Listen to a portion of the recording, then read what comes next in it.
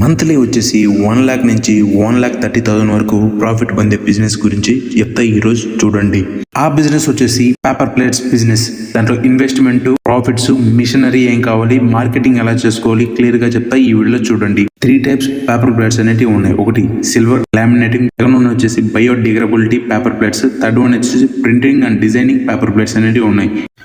Mostly used plate వచ్చేసి silver laminating paper plate అనేది ఎక్కువ యూజ్ చేస్తారు. ఇనిషియలీ ఇన్వెస్ట్మెంట్ వచ్చేసి మిషనరీ దాని మీద ఇన్వెస్ట్మెంట్ చేయాల్సింది వస్తుంది. దాంట్లో 2 రకాల మిషనరీస్ అనేవి ఉన్నాయి. ఒకటి వచ్చేసి semi and pressing paper cutting machine అనేది ఒకటి ఉంది. దాంట్లో వచ్చేసి 16,500 పడుతుంది. రెండోది వచ్చేసి fully automatic paper cutting machine అనేది ఉంది. అది వచ్చేసి 1,10,000 అనేది పడుతుంది.